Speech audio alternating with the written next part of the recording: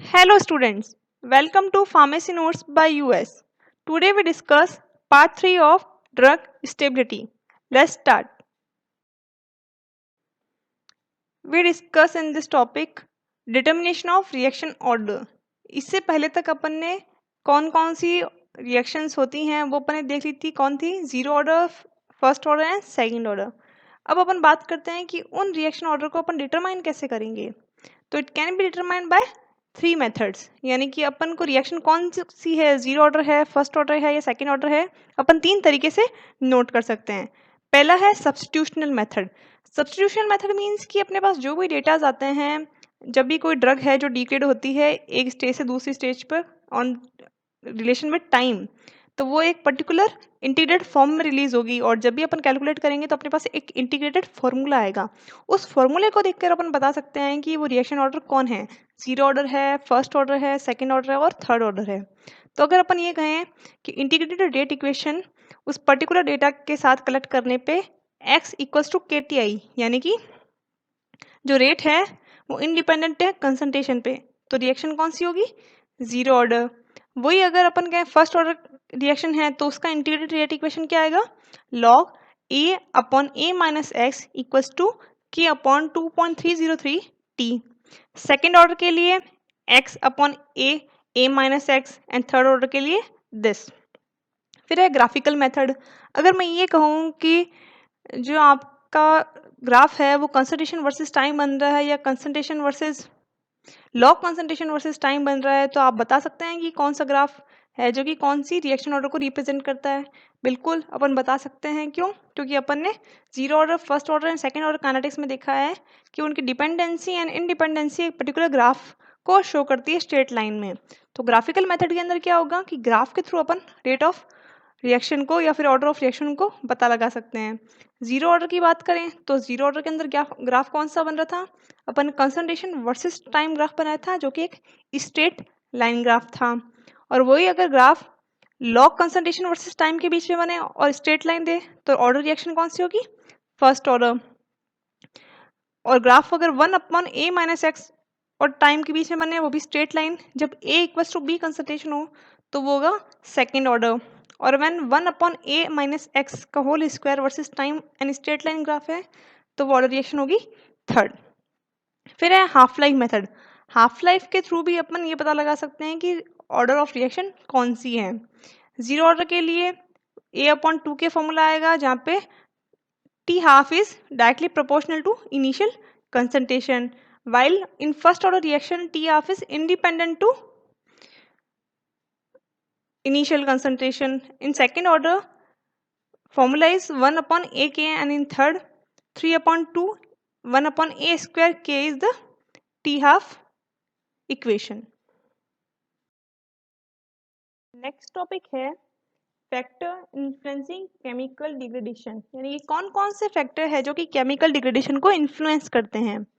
पहला है टेम्परेचर, यानी कि टेम्परेचर को बढ़ाने पे केमिकल डिग्रेडेशन पे या फिर अपन कह सकते हैं कि ड्रग की स्टेबिलिटी पे क्या फर्क पड़ेगा। तो reaction rate is expected to increase with increasing time, यानी कि जैसे जैसे अपन टेम्परेचर बढ़ाएंगे रेट ऑफ रिएक्शन को भी एक्सेप्ट करते हैं कि वो बढ़ेगी। अगर अपन टेम्परेचर को 10 डिग्री सेंटीग्रेड तक बढ़ाएं तो जो रेट ऑफ रिएक्शन है वो 2 से 3 फोल्ड बढ़ जाएगी। Arrhenius noted the variation with temperature of the rate constant of chemical reaction expressed by, यानी कि जो अरेनियस था उसने रेट कांस्टेंट को वेरिएशन विद टेम्परेचर के साथ नोट किया और एक एक्सप्रेशन, एक इक्वेशन के थ्रू दिया। वो इक्वेशन थी K equals to A e x p E upon R T. यहाँ पे जो ई है वो है अरेनियस एक्टिवेशन एनर्जी। ये एक्टिवेशन एनर्जी है जो कि डिफरेंस है उस मॉलिक्यूल में प्रेजेंट एनर्जी का और उस मॉलिक्यूल में दी गई एनर्जी जो कि उसे प्रोडक्ट में कन्वर्ट करती है। आरटी की बात करें तो आरटी है बोल्ट्जमैन फैक्टर। बोल्ट्जमैन फैक्टर ये है कि जो मॉलिक्यूलर फ्रैक्शन में जो एनर्जी है वो ई यानी कि अरेनियस एक्टिवेशन एनर्जी से ज़्यादा है या फिर बराबर है। ए रहेगा constant, R is gas constant and T is absolute temperature. यहाँ अगर अपनी इक्वेशन देखें लीनियर फॉर्म में तो लीनियर फॉर्म में क्या होगा? Natural log k is equals to E a upon R T. और अगर अपन इसके बीच में ग्राफ प्लॉट करें तो अपन देखेंगे constant is inversely proportional to 1/T और एब्सोल्यूट टेम्परेचर। सेकेंड पॉइंट है सॉल्वेंट, यानी कि सॉल्वेंट है जो कि केमिकल डिग्रेडेशन को किस तरीके से इन्फ्लुएंस कर सकता है। तो सॉल्वेंट दो तरीके के होते हैं, एक होते हैं पोलर एंड एक नॉन पोलर। पोलर की बात करें तो polar solvents loose with high internal pressure then the reactant tend to excrete the reaction, यानी कि जो पोलर सॉल्वेंट हो गए उनमें अगर हाई इंटरनल प्रेशर होगा तो वो रिएक्शन को एक्सलरेट करेंगे। वही अगर अपन बात करें लेस पोलर सॉल्वेंट की, they produce less polarity than the reactant, यानी कि उसमें जो एक्सिलरेटेड रिएक्शन है वो कि पोलर सॉल्वेंट से कम होगी। एग्जाम्पल की बात करें तो ethyl acetate, ethyl acetate is a less polar solvent, तो क्या होगा, पोलर होने के कारण जो रिएक्टेंट है वो लेस पोलरिटी वाला होगा as compare to the product, so have a lower the solubility parameter. Third point है ionic strength. D.B. Huckel equation demonstrated that increased ionic strength would be expected to decrease the rate of reaction between oppositely charged ion, यानी कि जो D by थे उनकी equation से ये पता लगा कि अगर आयनिक स्ट्रेंथ को अपन बढ़ाएं तो जो रेट ऑफ रिएक्शन है वो कम होगी ओपोजिटली चार्ज आयन के बीच में, और जो सिमिलर चार्ज आयन है उनके बीच में रेट ऑफ रिएक्शन बढ़ेगी। रीज़न क्या होगा, सिमिलरली चार्ज आयन है उनके बीच में इंटर आयनिक इंटरेक्शन है जो बढ़ जाएगा। एग्जाम्पल की बात करें तो यहाँ पे एक एग्जाम्पल भी है, hydrogen ion catalysed hydrolysis of sulphate ester is inhibited by increasing electrolyte concentration. Inhibit हो रहा है मतलब कि ओपोजिट चार्ज आयन है जहाँ पे आयनिक स्ट्रेंथ है जो कि अट्रैक्शन कम क्रिएट कर रहा है। फोर्थ पॉइंट है डाइलेक्ट्रिकल कांस्टेंट। जितना कम डाइलेक्ट्रिकल कांस्टेंट होगा रिएक्शन रेट उतनी ही ज़्यादा होगी ओपोजिट चार्ज आयन की। तो अगर अपन ऊपर एक एग्जांपल देखा था तो यहाँ पे क्या था, ओपोजिट चार्ज आयन थे, तो यहाँ पे क्या होगा, लो डाइलेक्ट्रिकल कांस्टेंट होगा तो रिएक्शन है जो कि एक्सिलरेट होगी। वाइल अगर अपन न्यूट्रल और सेम चार्ज आयन की बात करें तो वहाँ पे हाई इलेक्ट्रिकल कांस्टेंट होगा और रिएक्शन को फेवर करेगा। एग्जाम्पल की बात करें तो triethylamine with ethyl iodide. Next factor is specific and general acid base catalyst. अपन कोई भी ड्रग बना रहे हैं तो उसके अंदर अपन पर्टिकुलर कोई सॉल्वेंट डाल रहे हैं या कुछ एक्सीपिएंट डाल रहे हैं, वो एक्सीपिएंट्स या ड्रग्स या बफर्स अपने ड्रग पे किस तरीके से इम्पैक्ट डाल रही है और डिग्रेडेशन में एनहेंस कर रही है या नहीं कर रही, वो अपन कोई स्पेसिफिक और जनरल एसिड बेस कैटालिस्ट से पता लगता है। कैटालाइसिस या कैटालिस्ट की डेफिनेशन की बात करें तो वो कौन होते हैं, जो कि इंटरेक्ट तो करते हैं रिएक्टेंट से और रेट ऑफ रिएक्शन को भी इंक्रीज कर देंगे बट अपने आप को चेंज नहीं करेंगे और प्रोडक्ट बनाने में हेल्प करेंगे। अगर अपन बात करें स्पेसिफिक और जनरल की तो स्पेसिफिक कैटालिस्ट कौन होंगे, जो drug solutions undergo accelerated decomposition on addition of acid और बेस, यानी कि ड्रग सॉल्यूशंस है जो डीकम्पोजिशन बढ़ जाएगी जब अपन उसके अंदर एसिड और बेस डालेंगे। एग्जाम्पल की बात करें तो consider the pH dependence for the hydrolysis of ester for different pH of system rate of reaction में अल्टर आइदर इंक्रीज और डिक्रीज, यानी कि अगर पीएच डिपेंडेंसी पूरी की पूरी होती है, पीएच थोड़ी भी ज़्यादा हुई या थोड़ी भी कम हुई तो रिएक्शन रेट जो बढ़ सकती है या घट सकती है। In this when the rate law for such an accelerated decomposition is found to contain a term involving the concentration of H plus ion or OH minus ion. The reaction is said to be subject to specific acid base catalyst, यानी कि पूरी की पूरी यहाँ पे pH की बात है, यानी कि हाइड्रोजन आयन कंसंट्रेशन की, कि थोड़ी भी कम हुई या थोड़ी भी ज़्यादा हुई तो आपकी जो रिएक्शन रेट है वो फिर कैटालिस्ट होगी। वाइल अपन जनरल की बात करें तो यहाँ पे हाइड्रोजन आयन की बात नहीं की जाती, आपने पर्टिकुलर कौन सा बफर यूज़ किया है उसकी बात की जाएगी। जैसे यहाँ पे एग्जांपल की बात करें कि जो फॉस्फेट बफर है वो एंटीबायोटिक स्टेप्टोजोसिन के अंदर डाली जाती है और उसकी कंसंट्रेशन थोड़ी बहुत भी कम ज़्यादा हुई तो फिर कैटालिस प्रोसेस में अल्टरेशन आती है। तो degradation of thiamine is proportional to acetate present in acetate buffer. ये इसका दूसरा एग्जांपल है जहाँ पे थायमिन का डिग्रेडेशन उतना ही ज़्यादा बढ़ेगा जितना कि उसके अंदर अवेलेबल एसीटेट आयन है। Next point is stabilisation of medicinal agents against common reaction like hydrolysis and oxidation, यानी कि जो ऑक्सीडेशन और हाइड्रोलाइसिस से अपनी मेडिसिनल एजेंट्स हैं जो खराब होते हैं उनको अपन किस तरीके से स्टेबलाइज कर सकते हैं। तो दो तरीके की डिग्रेडेशन मोस्टली अपन पढ़ते हैं, एक होती है हाइड्रोलाइसिस, दूसरी होती है ऑक्सीडेशन। हाइड्रोलाइसिस की बात करें तो हाइड्रोलाइसिस क्या होगा, वो सिस्टम जो कि कोई भी ड्रग जो वाटर के प्रेजेंस के अंदर ब्रेक डाउन हो जाएगी। लाइसिस यानी कि टू ब्रेक डाउन, हाइड्रो मतलब कि वाटर। एग्जाम्पल की बात करें कि कौन कौन सी ड्रग है जो कि हाइड्रोलाइसिस के थ्रू डिग्रेड होती हैं, तो पहला उसका एग्जाम्पल है एम्पिसिलिन। एम्पिसिलिन अपन जानते हैं कि एक्ट एज अ एंटीबायोटिक के रूप में अपन लेते हैं। अब एम्पिसिलिन जैसे ही वाटर के प्रेजेंस में आएगी तो इट विल ब्रेक डाउन। अब उसे बचाने का तरीका क्या होगा, तो और भी जैसे कि बचाने के तरीके तो होंगे, बट पानी के अलावा और कौन किस किस चीज़ से एम्पिसिलिन डिग्रेड हो सकती है या अनस्टेबल रह सकती है, अपने को वो भी ध्यान रखना होगा। तो दूसरी चीज़ों की बात करें तो एम्पिसिलिन है जो कार्बोहाइड्रेट की प्रेजेंस में भी अनस्टेबल हो जाती है। अब कार्बोहाइड्रेट का मतलब, अपन एम्पिसिलिन की कोई सपोज टैबलेट बना रहे हैं तो सिर्फ एम्पिसिलिन तो डालेंगे नहीं, उसके अंदर अपन कुछ एक्सीपिएंट भी डालेंगे। और एक्सीपिएंट के अंदर मोस्टली जो डाइल्यूएंट है, जो बल्की एजेंट है, वो कार्बोहाइड्रेट कैटेगरी के डलते हैं, लाइक लैक्टोज, सुक्रोज, फ्रक्टोज। यानी कि जब भी अपन एम्पिसिलिन बना रहे हैं हम अपने को उस तरीके के डाइल्यूएंट को तो नहीं डालना। दूसरा, टेम्परेचर। अगर अपन एम्पिसिलिन को मोर देन 35 डिग्री सेंटीग्रेड पर रखेंगे तो भी ये अनस्टेबल हो जाएगी या फिर डिग्रेड हो जाएगी। अब इसको बचाने का तरीका क्या है, एक तो हाइड्रोलाइसिस होती है, उससे प्रिवेंट करने के लिए कोई अपने को मॉडिफिकेशन करने होंगे। दूसरी, अपने को ये दो फैक्टर ध्यान रखने हैं। तीसरा, इसके अलावा चलो अपन ने दोनों चीज़ें ध्यान भी रख ली, फिर भी सबसे ज़्यादा स्टेबल वो कब होगी, जब उसके अंदर थोड़ा सा एल्कोहल ऐड होगा। एल्कोहल क्यों, क्योंकि एल्कोहल जो डिग्रेडेशन रेट है उसको स्लो कर देता है। डिग्रेडेशन रेट या खराब होने की दर कभी भी खत्म नहीं होगी, कम ज़रूर हो जाएगी। तो कम करने के तरीके अपने पास हैं। तो अगर अपन अल्कोहल थोड़ा सा एम्पिसिलिन फॉर्मुलेशन में ऐड करते हैं तो जो डिग्रेडेशन प्रोसेस है वो थोड़ी स्लो हो जाएगी। दूसरा है, अगर अपन जो सिस्टम है उसकी पीएच को 4.85 पर मेंटेन कर लें तो भी सिस्टम है जो हाईएस्ट स्टेबिलिटी शो करता है। सेकंड है क्लोरमफिनिकॉल। क्लोरमफिनिकॉल की बात करें, it is also an antibiotic और ये भी हाइड्रोलाइसिस के थ्रू ब्रेक डाउन होती है। उसके अलावा अगर अपन अनस्टेबिलिटी की बात करें तो इसका जो हाइड्रोलाइटिक क्लीवेज है वो अमाइड लिंकेज पे होता है। यानी कि जब अपने इसकी स्ट्रक्चर की बात करें तो इसका जो अमाइड ग्रुप है या अमाइड पार्ट है, वहाँ पे जो हाइड्रोलाइटिक क्लीवेज के कारण वो अनस्टेबल हो जाती है, ड्रग है जो टूट जाती है। स्टेबल या प्रिवेंट करने के लिए ये पीएच6 पे हाईएस्ट स्टेबल है और अगर अपन पीएच6 पे इसको मेंटेन कर लेते हैं तो इसकी जो शेल्फ लाइफ है या एक्सपायरी डेट है वो 2.9 ईयर्स तक बढ़ जाती है। थर्ड है erythromycin.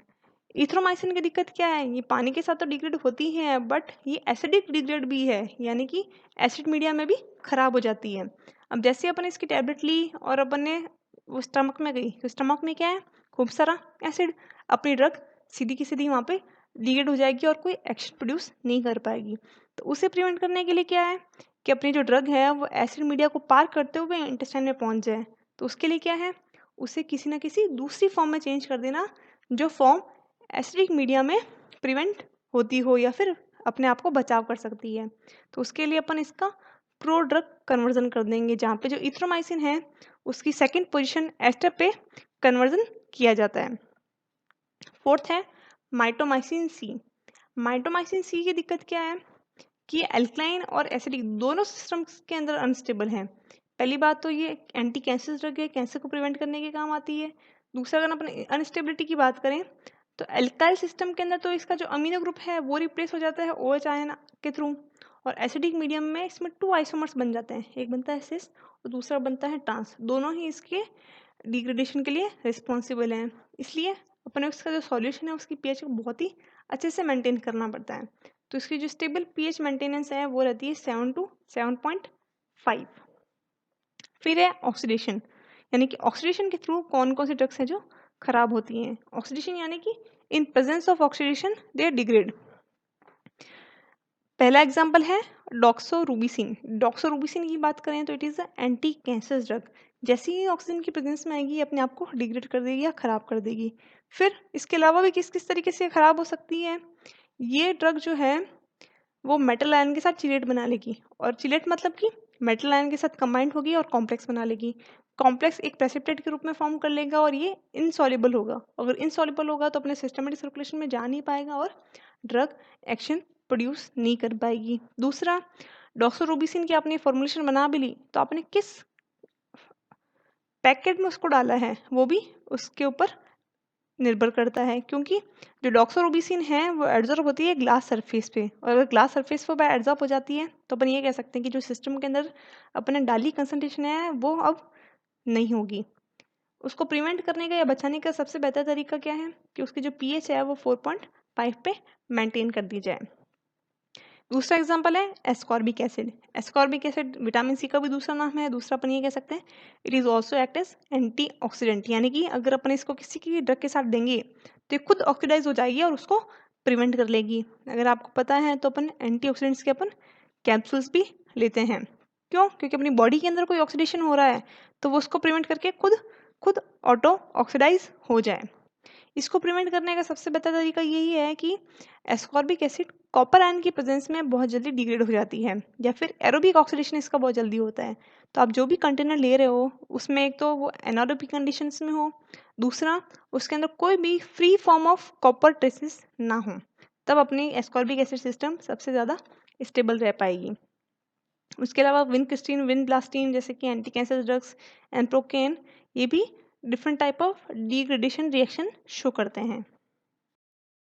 Next point is accelerated stability testing in expiration dating of pharmaceutical doses form, यानी कि कोई भी फार्मास्यूटिकल डोजेस फॉर्म है या अपन कोई भी दवाई बना रहे हैं तो उसके अंदर एक्सपायरेशन डेटिंग अपन कैसे निर्धारित करते हैं।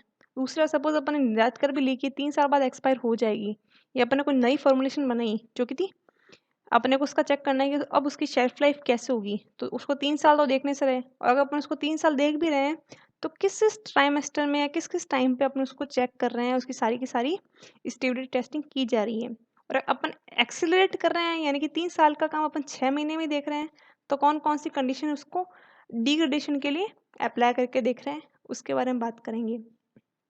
पहला है लॉन्ग टर्म और रियल टाइम स्टेबिलिटी।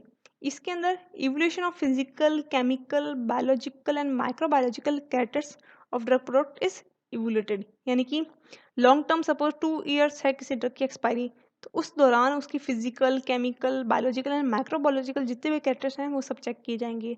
साथ ही साथ उसकी शेल्फ लाइफ भी देखी जाएगी कि कितने टाइम बाद ये टोटली डिकम्पोज हो जाती है। सेकेंड है एक्सीलरेटेड स्टेबिलिटी टेस्टिंग।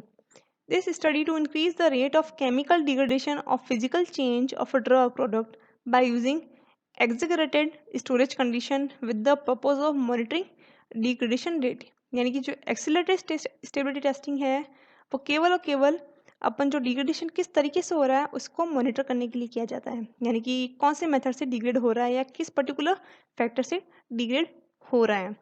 इट में include elevated temperature, high humidity और इंटेंस लाइट, यानी कि इसके अंदर जो अपन कोई भी फैक्टर यूज़ कर सकते हैं, टेम्परेचर बढ़ा के देख लिया, ह्यूमिडिटी बहुत ज़्यादा दे दी, या फिर इंटेंस लाइट के थ्रू डिग्रेडेशन चेक कर लिया। गाइडलाइंस की बात करें कि आपको कौन कौन से प्रोडक्ट्स के लिए किस किस तरीके के टेम्परेचर या फिर स्टेबिलिटी टेस्टिंग्स करनी होगी, तो उसके लिए डिफरेंट गाइडलाइंस हैं। एपीआई के लिए डिफरेंट गाइडलाइंस हैं, एफपीपी के लिए डिफरेंट गाइडलाइंस हैं। अगर अपन गाइडलाइंस फॉर एपीआई की बात करें तो एपीआई की फुल फॉर्म होती है एक्टिव फार्मास्यूटिकल इंग्रेडिएंट, यानी कि जो सिर्फ आपकी ड्रग है वो, उसके लिए कौन कौन सी गाइडलाइंस आपको फॉलो करनी पड़ेगी उसकी स्टेबिलिटी टेस्ट करने के लिए। दूसरी गाइडलाइंस होती है एफपीपी के लिए, जो अपन आगे पढ़ेंगे। एफपीपी का मतलब होता है finished pharmaceutical product. Finished pharmaceutical product मतलब है कि आपकी एपीआई, सपोज ड्रग है पैरासीटामोल, और पैरासीटामोल की आपने बना दी टैबलेट, तो पैरासीटामोल टैबलेट में सिर्फ पैरासीटामोल तो नहीं होगी, पैरासीटामोल टैबलेट के अंदर पैरासीटामोल भी होगी, कुछ एक्सीपिएंट भी होंगे जो कि उसको एक बल्कि डोजेस फॉर्म के अंदर कन्वर्ट करेंगे। फिर उस अपन डोजेस फॉर्म को एक पर्टिकुलर स्ट्रिप पैकिंग करेंगे, उसके ऊपर पैकेजिंग करेंगे, और जब वो अपनी इंडस्ट्री से बाहर निकलेगा, now it is known as FPP, finished pharmaceutical product, यानी कि एक्सीपिएंट का उसके ऊपर क्या प्रभाव पड़ा, उसकी पैकेजिंग कंटेनर का क्या प्रभाव पड़ा, उसकी बाहरी पैकेजिंग का उस पर क्या प्रभाव पड़ा, ये सारी की सारी गाइडलाइंस उसकी एक्सपायरेशन डेटिंग या फिर स्टेबिलिटी टेस्ट करने के काम आती है। अब अगर अपन गाइडलाइंस फॉर एपीआई की बात करें तो long term, accelerated and intermediate, इन तीन के लिए अलग अलग तरीके से इवोल्यूशन होते हैं।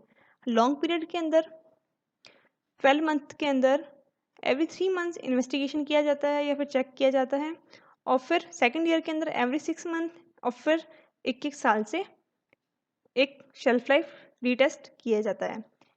एक्सीलरेटेड की बात की जाती है तो ईयरली 3 पॉइंट कैलकुलेशन होती हैं on 0 time, 3 months and 6 month और आफ्टर दैट 6 मंथ। फिर है इंटरमीडिएट। इंटरमीडिएट की बात करें तो it is a 4 point study design, यानी कि एक साल के अंदर 0 पे, 6 महीने पे बाद, 9 महीने बाद और 12 महीने बाद उसकी स्टेबिलिटी टेस्टिंग की जाती है। बात करते हैं इसमें जनरल केस की, कि जनरल केस के अंदर अपने को कौन कौन सी स्टोरेज कंडीशंस रखनी होगी। जैसे long term, intermediate and accelerated की बात करें तो अपन लॉन्ग टर्म में अपने को particular 20 degree centigrade temperature, 30 degree centigrade temperature रखना होता है। टेम्परेचर है जो +-2 डिग्री वेरिएट कर सकता है और जो ह्यूमिडिटी होती है वो +-5 डिग्री वेरिएट कर सकती है। ये 12 महीने या फिर 6 महीने तक रहेगी। इंटरमीडिएट की बात करें तो 30 degree centigrade +-2 degree centigrade and relative humidity will be 65% +-5%, ये 6 महीने के लिए रहेगी। और for accelerated stabilities 40 degree and 75 relative humidity. फिर बात करते हैं active pharmaceutical ingredients intended for storage in refrigerator, यानी कि वो एपीआई जो कि रेफ्रिजरेटर के अंदर स्टोर करने के लिए बनाए गए हैं, उसके लिए अपने को जो स्टडीज़ हैं वो किस तरीके से करनी होगी। लॉन्ग टर्म की बात करें तो टेम्परेचर आपका ये रहेगा 5 degree centigrade +-3 degree centigrade very कर सकता है और अपने को उसको 12 महीने के लिए ऑब्जर्व करना होगा। एक्सीलरेटेड के लिए ये टेम्परेचर रहेंगी और 6 मंथ के लिए अपन इसको ऑब्जर्व करेंगे।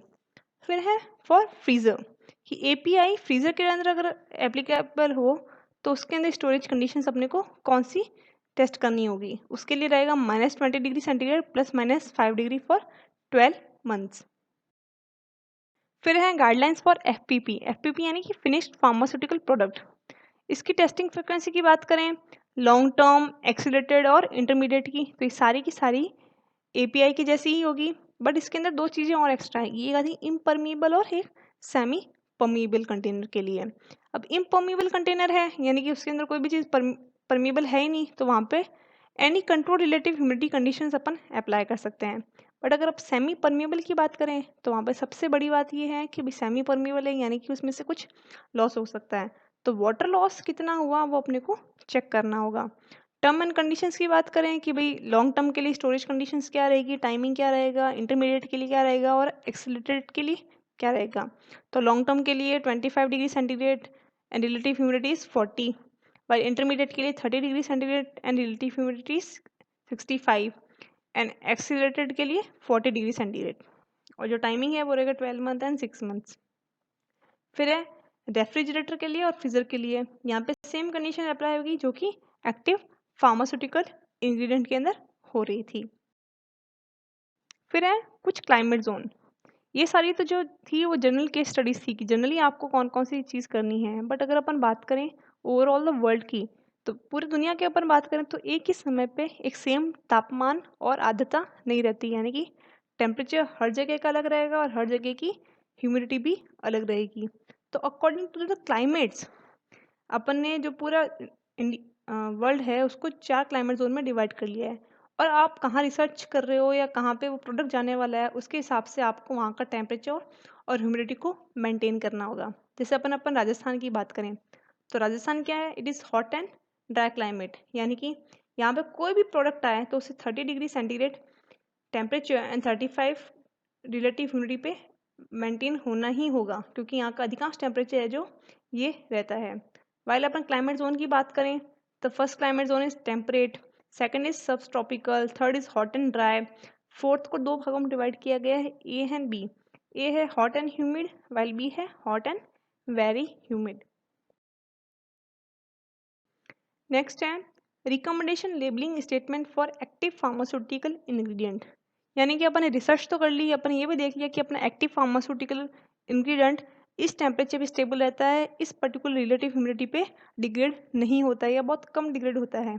बट जब भी ये अपना एपीआई है जो एक सिस्टम से दूसरे सिस्टम पे मूव कर रहा है तो वहाँ के दौरान भी वो अनस्टेबल हो सकता है या वहाँ पे भी उसको वो टेम्परेचर शायद ना मिल पाए, इसलिए उन पर्टिकुलर एपीआईज पे एक रिकमेंडेड लेबलिंग स्टेटमेंट होते हैं ताकि अपने को ये पता चल पाए कि उसको किस कंडीशन में स्टोर करना है।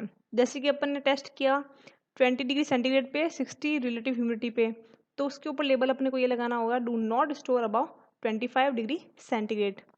रेफ्रिजरेटर की बात करें, जहाँ पे अपने काम किया था 5 डिग्री सेंटीग्रेड पे, तो वहाँ पे अपने को पर्टिकुलर लेबलिंग लगानी पड़ेगी, should be store in refrigerator. और फ्रीज़र की बात है तो वहाँ पे लेबलिंग लगेगी स्टोर इन फ्रीज़र, ताकि जो अनस्टेबल होने के जो चांसेस है वो अपने एकदम नलीफाई कर सकें। फिर है एफपीपी की। भाई अगर आपने एपीआई के लिए कुछ लेबलिंग स्टेटमेंट्स लगाए हैं उसको स्टेबल करने के लिए, तो एफपीपी के लिए भी लगाने होंगे।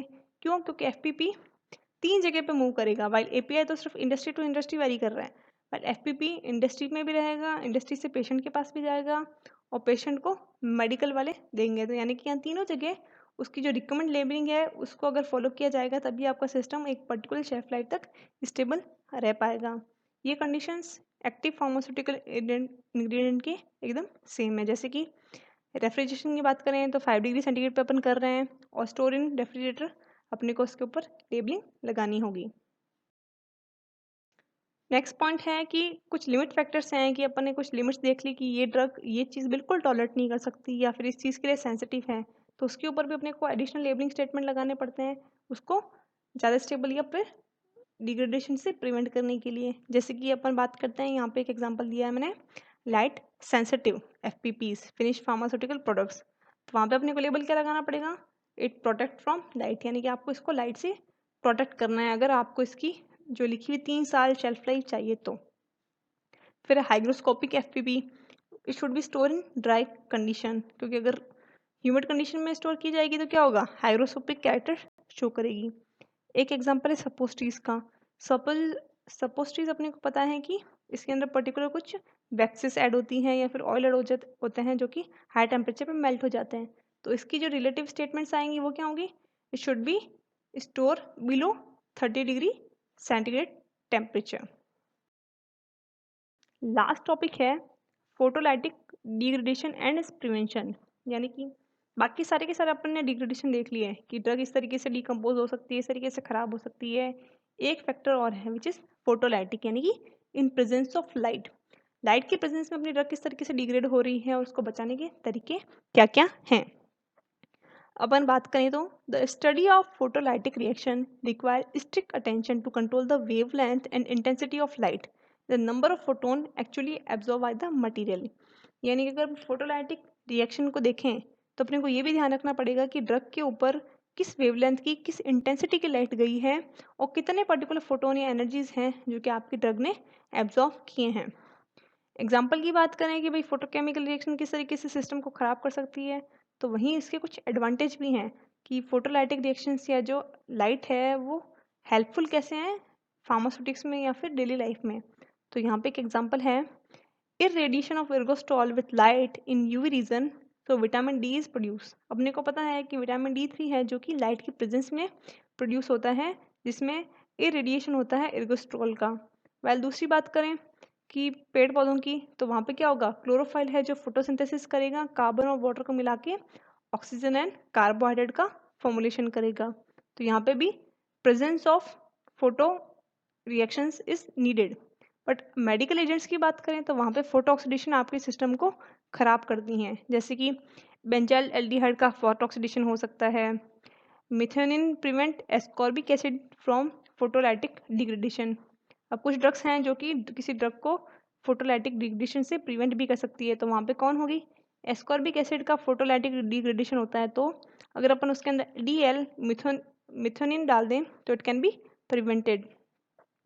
Furosemide stable at room temperature but have only 4 hour life in direct sunlight. Furosemide है जो ऐसे तो स्टेबल है नॉर्मल लाइट पे, बट अगर उसको सीधे सनलाइट में एक्सपोज कर दिया जाए तो उसकी हाफ लाइफ 4 घंटे रह जाती है, यानी कि एक तरीके से ये भी लाइट सेंसिटिव है। फोर्थ है, ethanol prevent photo degradation of ketorolac tromethamine in high concentration as comparison to low concentration in same solution. यानी कि अगर आप इथेनॉल कीटोलैक्ट्रोमेथामीन में डाल दें और कीटोलैक्ट्रोमेथामीन की हाई कंसंट्रेशन हो तो अपन उसे फोटोलाइटिक डिग्रेडेशन से प्रिवेंट कर सकते हैं। फिफ्थ है nifedipine sensitive to light in both solution and solid state. अब निफेडीन है जो कि लाइट में सेंसिटिव है, भले वो सॉल्यूशन में हो या सॉलिड में हो, तो इसको प्रिवेंट करने का तरीका क्या होगा? It should be prevented from light exposure. यहाँ पे स्पेसिफिक लेबलिंग की बात आ जाएगी। निफेडिपिन क्या काम आती है? It is used in hypertension. फिर है dye FDNC blue number 2 cause solution fade on, so to prevent it UV absorber urea acid और ट्राई इथोलामीन इज एडेड। यानी कि जो FDNC ब्लू डाई है, अगर लाइट के प्रेजेंस में आती है तो वो फेड हो जाएगी, और किसी भी ड्रग के अंदर या किसी भी डोजेस फॉर्म के अंदर डाली गई है तो उसको फेड कर देगी। तो एक तरीके का वो डिग्रेडेशन या इनकम्पेटिबिलिटी हुई। उसको अगर अपने को प्रिवेंट करना है तो यहाँ पे अपने को UV एब्जॉर्बर डालना होगा, विच इज़ यूरिया एसिड और ट्राई इथोलामाइन। और कौन कौन से तरीके हैं फोटोलाइटिक रिएक्शन को प्रिवेंट करने के? तो पहला है कि आप उस प्रोडक्ट के अंदर UV एब्जॉर्बर मिला दो, ताकि क्या होगा, वो UV की रेडिएशन को एब्जॉर्ब कर लेगा और आपको सिस्टम को डिग्रेड होने से बचाएगा। दूसरा है using packaging material container of photo protective action. यानी कि आप कोई भी पैकेजिंग मटेरियल कंटेनर यूज़ कर रहे हैं, they must be protect from photo reactions, यानी कि उसमें लाइट प्रिवेंटिव सिस्टम्स अवेलेबल हो। I hope you enjoy and like the video. Please like, share and subscribe. Thank you.